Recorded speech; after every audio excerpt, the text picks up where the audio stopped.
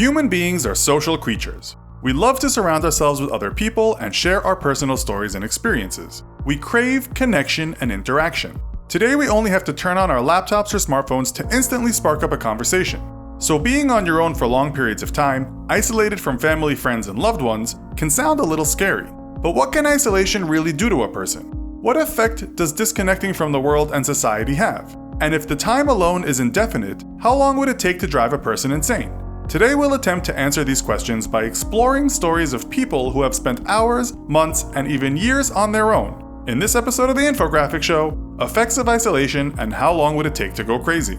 Let's begin by looking at the case of Marcel Cifra, a French underground explorer, adventurer, and scientist. On Valentine's Day in 1972, Cifra kissed his wife goodbye and descended 100 feet into the Midnight Cave in Texas. He did not emerge for 6 months. He didn't go crazy, but things did get pretty strange. Cifra lived in a nylon tent surrounded by scientific equipment. He took a few creature comforts, including a freezer, furniture, books, and a music player.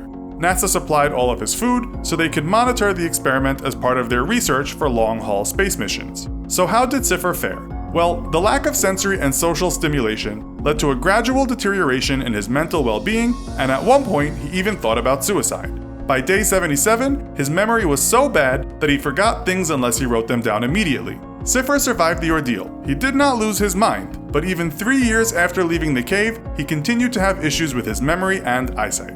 Years later in 2008, the BBC conducted a similar experiment with a shorter time frame and more extreme conditions. They wanted to try and answer a simple question: can any human endure total sensory deprivation without losing their sanity? A group of 6 volunteers were put into a total isolation chamber, hidden in a former nuclear bunker. No light, no sound, no sensory interaction for 48 hours. One of the volunteers was comedian Adam Bloom. Bloom explained his experience as the hours went by. He started out by talking, singing, and making jokes out loud until he was bored. Next, he stared off into space for some time, and his mind filled with thoughts of his life outside. This led him to worry about his fiancée and family. He fell asleep after a few hours, but when he woke up, he had totally lost track of time. In pitch black and with nothing to reference for the time of day, he found it impossible to regain his body clock. After 18 hours, things took a turn for the worse, and comedian Bloom started experiencing paranoia. He was singing and then crying, his emotions running out of control. At the halfway mark, 24 hours, Bloom's brain power was really flagging. He felt it was impossible to stimulate his mind. At 30 hours, he started pacing his room endlessly to keep himself occupied. Finally, after 40 hours, with only 8 hours to go, Bloom began to hallucinate, seeing a pile of 500 oyster shells. He described seeing the pearly sheen on the shells as clear as day, and he felt like the room was taking off from beneath him. He realized that the lack of stimulation was driving him close to insanity. Bloom survived the final 8 hours and lived to tell the tale. But we can see from this experiment that taking away all of a person's sensory input and locking them away on their own for even a short period of time can begin to drive them crazy.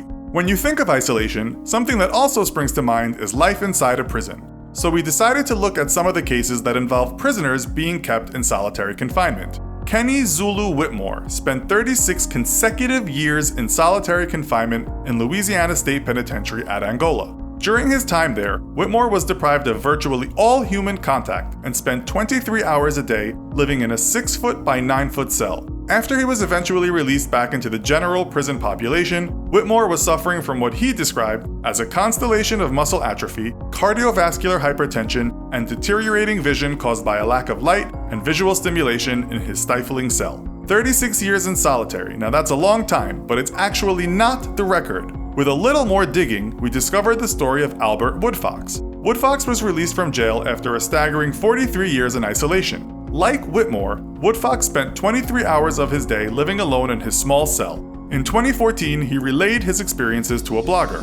Woodfox described what it was like to be locked in the cell for so many years. He said he feared he might start screaming and not be able to stop. He also felt he might turn into a baby, curl up in a fetal position, and lay there day after day for the rest of his life. Or that he might cut off his balls, throw them through the bars the way he had seen others do when they couldn't take it anymore.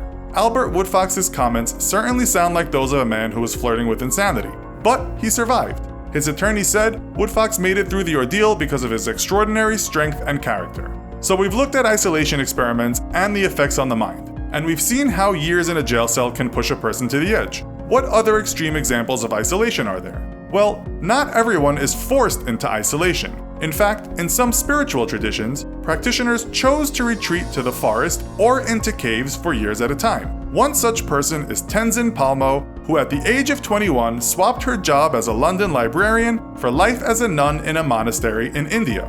But even that was not isolated enough for Palmo, and after a few years there, she moved from the monastery and started living in a cave in the Himalayas. The cave measured 10 feet wide and 6 feet deep, and Palmo stayed there for 12 years. 3 of those years she spent meditating, never laying down, sleeping seated in a traditional wooden meditation box for only 3 hours a night. The idea of spending more than a decade in a cave is certainly a crazy one, but this nun re-emerged years later to teach others in the monastery. Did she hold on to her sanity? Was she enlightened? We may never know.